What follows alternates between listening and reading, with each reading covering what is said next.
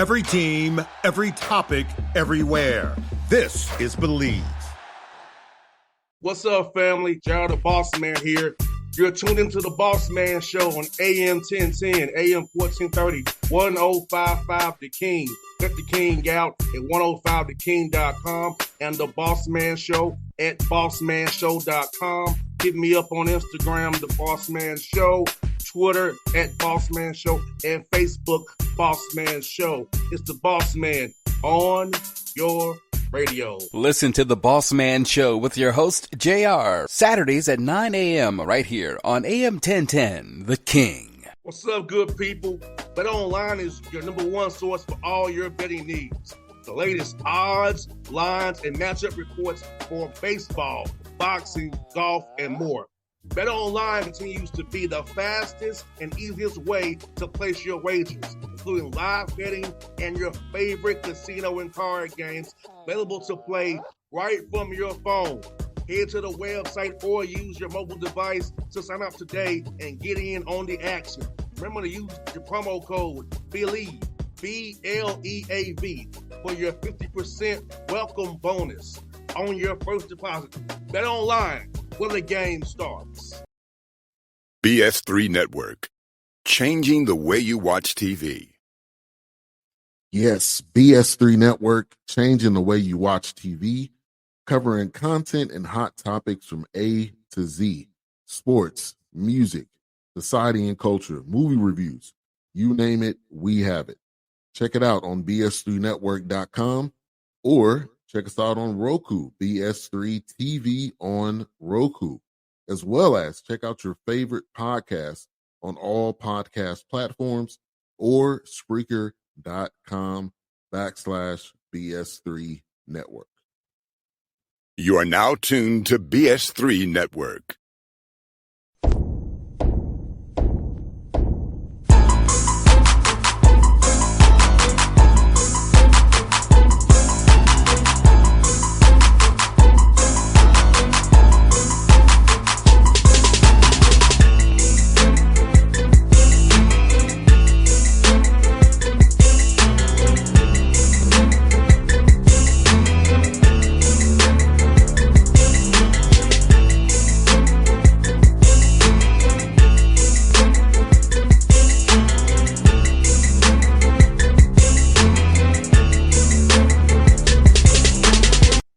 Back on the Bossman Show, talking to my guy, Coach G, the head coach of the Buffalo Bulls out of the MAC Conference. You see him in the background with the great visual behind you. Coach G, what's up, bro? How you doing, man?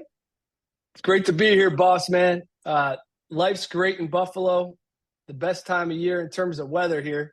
As everybody says, we get a lot of snow, but it's not as much snow as people think. We always tell our guys anyway in our sport that, if you're worried about the snow, you should be indoors working on your game anyway. But we're loving life right now in Buffalo, man. Life's great. I hear that, man. Let me ask you, man, I know last was a tough year for you guys, man. So for you and your mindset, your staff, what's been the biggest growth for you from year one going into year two here this summer? Yeah, I think for us, with the rule changes, there's a lot of opportunity for everybody. We had guys that stayed on with us last year that, when their coach transition occurred, they weren't able, because of the transfer rules, to maybe, decide on whether they wanted to stay at Buffalo or go to a spot that fit them better. And I think for those guys, I'm excited for them to have that opportunity to be able to pick a spot that really fits exactly what they're looking for. If what we were isn't what they really ended up realizing they wanted. And then the guys that we had that we did retain, the four guys, Ryan Sable, AJ Bolden, Bryson Wilson, and Lloyd McVeigh, all had really great first years for us in their own right. So I'm excited for them to grow as sophomores and really bring in 9 other new players around them, a couple of transfers, a couple of young guys, a couple of guys out of prep school that we're really excited about. And this summer, Coach G, man, let me ask you, brother, as you go through workouts here, it's going to be more of team stuff to integrate 9 new guys with 4 returning guys was going to be kind of more development for the players, and we'll worry about team stuff from August, September, and October. Yeah, I think it's a hybrid model, right, boss man? I think it's, you have to work, but you got to kind of do both concurrently. You can't separate them because you always want to try to be building team concepts, but you also want to, summer's the best time to individually improve guys' games and kind of grow their game. So I think for us, with a lot of new guys, we're going to have to get them first to really understand when they come in. They've been recruited this way, but until you get there and you're on the court together and you're going through it every day, the lifts, the yoga, we're going to have our guys do some boxing this summer. That's not even basketball really related, but then also the on the court mentality is going to be something that's really important for them to all understand and learn immediately. And that mentality and the culture, right? So that's going to be a big part of it, but also then getting individually in the gym with our great coaching staff, and then also working on how do we build out our team concepts. We'll probably be more holistic, not the nitty-gritty of everything, focus more on offense in the summer and improving our offense to the best that we can. And then we'll really hammer home we'll work on defense, but focus more on the offense. And then in the fall, when we get back, that's kind of like when we're implementing our defensive, strategy, how we're going to be able to implement different things or adjust. But summer's going to be a big time for their individual development, especially on the offensive end. 100%, man. I feel like this too, Coach G, like getting guys in the gym together now. I know back when you and I played, it was October 15th was the day. Now you can come in the summertime and build these bonds, get with your guys, kind of know what you have, so you're not trying to figure it out in 3 weeks to come out when practice starts. Yep. So how, as a coach, man, getting that opportunity to evaluate early and often so you know what you're dealing with come November the 4th when things tip off?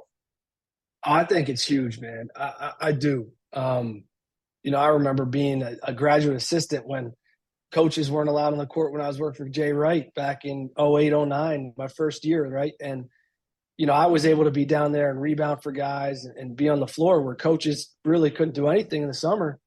And they had to wait all that time. I'm like, man, this is crazy, right? But the rule shifts and the ability to be on the court with guys is so crucial to build camaraderie, to build trust, to really, I feel like also be able to develop them and get that time to develop like we just talked about.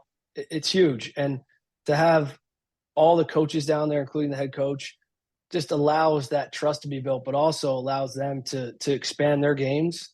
And I think it only gives you a chance to be more ready.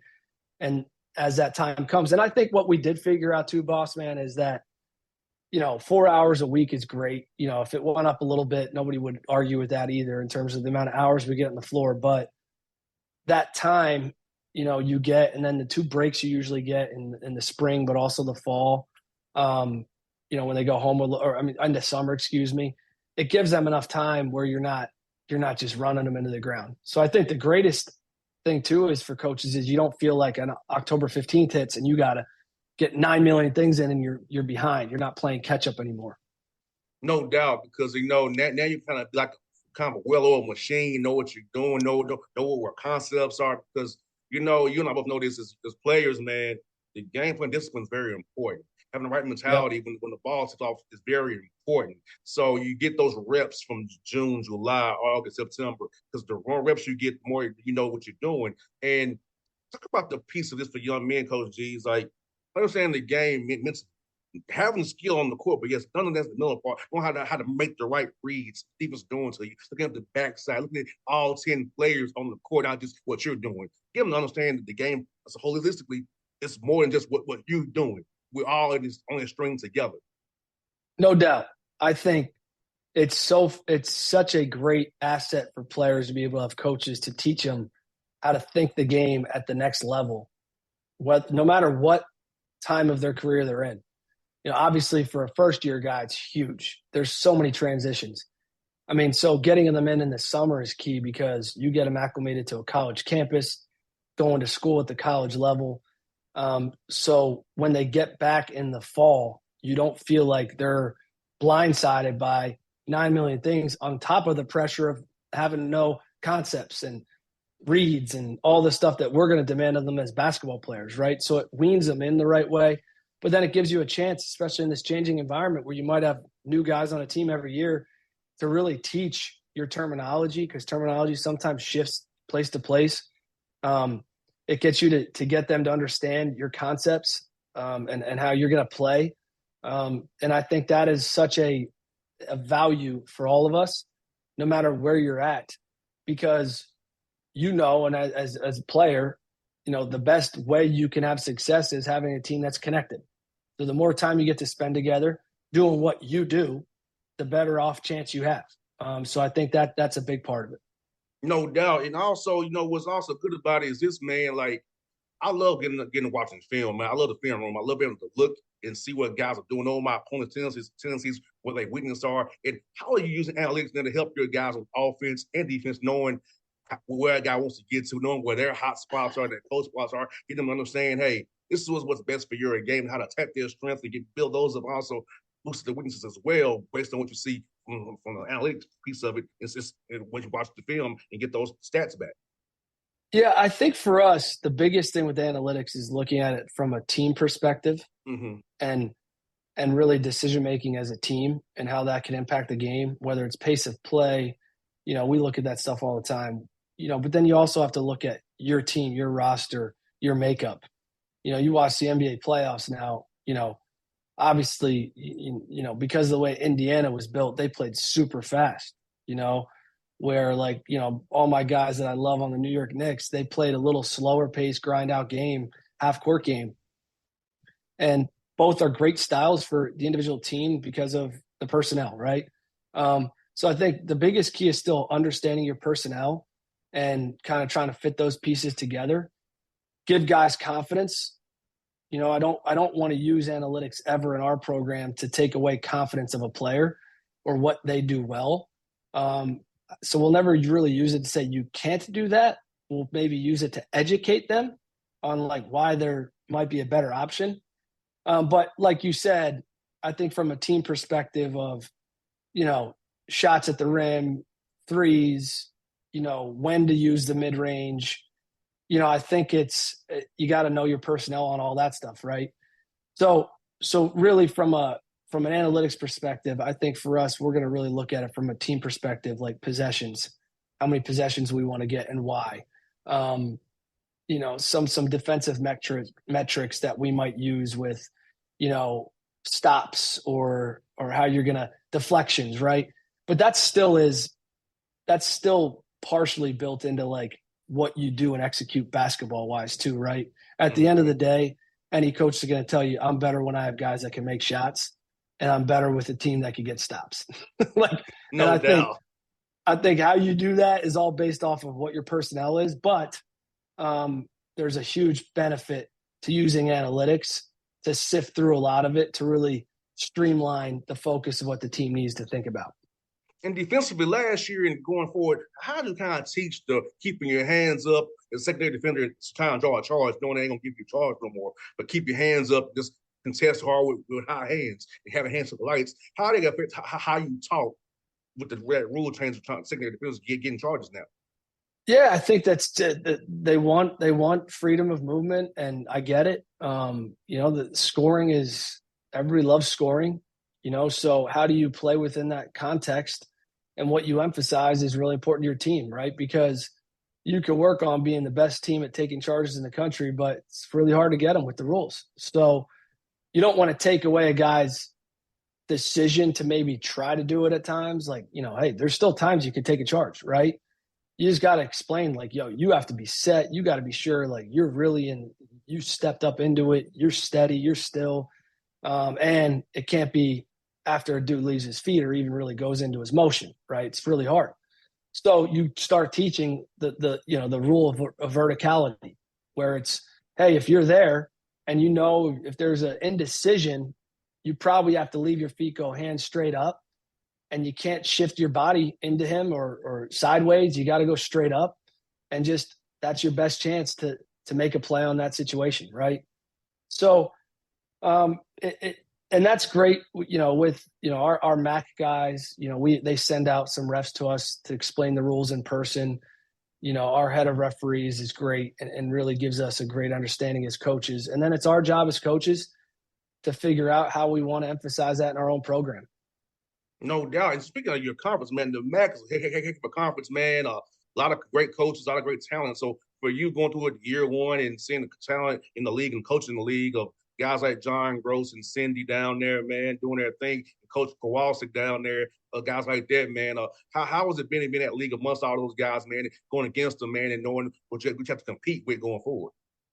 I already knew it was going to be a beast, right? Like, and I told people this last year before we even got into it in last summer. The MAC, you're going into tough environments every time you go on the road and play. That was how we had it for 15 years being in the Big East. You were going into tough environments, on the road, and you were going up against great coaches. And the MAC has great coaches, and you have to play in tough environments. So you're going to have to give everybody your best shot. And there's a lot of parity top to bottom, similar to what we dealt with in the Big East. Didn't matter who you're playing, what the record was, night in and night out, you better bring it. So such respect for all these coaches. I could go and list all of them. I mean, shoot, you got guys who coached at Big Ten schools, Big East schools, that are now coaching and doing well at their programs here in the MAC. And, there's such great respect, but also like really, really proud to be a part of a group of great men that are leading this conference in men's basketball. For you, Coach G, man, I'm gonna ask you this, man. When did you decide you want to get into coaching, man? I know for me as a player, I knew that my competitive spirit was too much to be a coach because I'm aware of the losses too much. I knew that about myself. Yeah. So for you, man, when did you determine you want to be getting coaching, man? And this could be the right move for you, man. Well, I think it's great. If you knew me, my wife would tell you, my son, my 10 and a half almost month son now, old son, 10 and a half months today, I think he is. He is now able to, on his basket in our little player we have for him, he understands the concept of picking up the ball and putting in the hoop himself. He actually did that yesterday. And let's just say he's getting up his 100 reps a day now too. So I think if that says it to you, like it's just kind of always been in my blood, man. I had a younger brother that's 5.5 years younger, Chris. No matter what sport it was, I was out there teaching him it my whole life and driving him. Like I just not only wanted to drive myself individually, but wanted to drive him to be great. And I think that's where the natural instinct of it came from, or the natural fire came from. And then, I got to college and my first 2 years were struggles. I didn't understand how to assimilate to college yet. I thought it would be easier than it was, to be quite honest. I got injured a couple of years and struggled coming back from injuries, and then had an assistant coach there, Mike Smiley at Babson, our assistant coach, and my coach at Babson, Steve Brennan, who's won national championship there and is a great coach in his own right. I really understood there as a D3 player, like getting into it, that this is what I wanted to do. I just knew I had this burning desire to help guys kind of come back from what I had to go through, or also help them grow at that time of their life. And I looked into how do I get into coaching? And my uncle walked on at Ferroli Massimino in the early 90s at Villanova, and Coach Wright, ironically, was an assistant. My uncle and Coach Wright still stayed in contact. And that's how I got to work Villanova's basketball camps going into my junior year of college. And then I really felt going through that process, like I'm sure I want to do this. And then the next summer, I worked again, and the director of operations there, a guy named Jason Donnelly, who now is a vice president, athletic director at Furman University, which is in their own right a great basketball hotbed right now. Yes.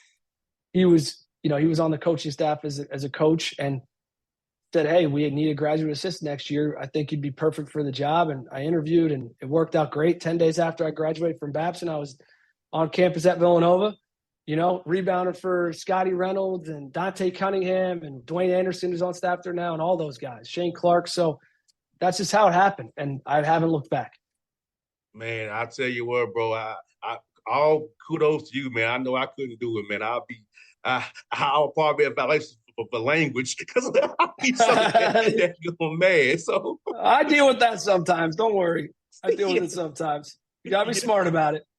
No doubt. Well, Coach G, man, it's fun to have you on the show, man. Hope to see you during the live period. I'll be at the Peace Jam. I'll be at Lake Point. I'll be around during that live period in July. that first weekend in Atlanta. Hopefully I'll see you down there, man. Hey, man, Bossman, I can't wait. Maybe we hit up the Chick-fil-A down in Atlanta for a second in between some games, man. Let's do that, bub. Let's lock it in, my guy. All right, man. It was fun, brother. All right, sounds great. BS3 Network. Changing the way you watch TV. Yes, BS3 Network, changing the way you watch TV, covering content and hot topics from A to Z.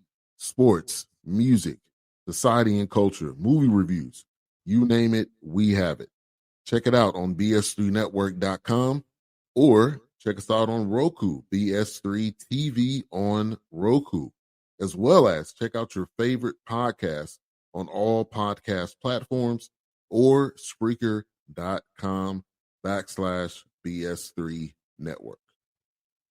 You are now tuned to BS3 Network. What's up, good people? Bet Online is your number one source for all your betting needs. The latest odds, lines, and matchup reports for baseball, boxing, golf, and more. Bet Online continues to be the fastest and easiest way to place your wagers, including live betting and your favorite casino and card games available to play right from your phone. Head to the website or use your mobile device to sign up today and get in on the action. Remember to use your promo code BELIEVE, BLEAV, for your 50% welcome bonus on your first deposit. Bet Online, where the game starts. What's up, family? Jared the Bossman here. You're tuned into the Bossman Show on AM 1010, AM 1430, 1055 The King. Check The King out at 105theking.com and the Bossman Show at bossmanshow.com. Hit me up on Instagram, The Bossman Show, Twitter at Bossman Show, and Facebook, Bossman Show. It's the Bossman on your radio. Listen to The Bossman Show with your host, JR, Saturdays at 9 a.m. right here on AM 1010, The King.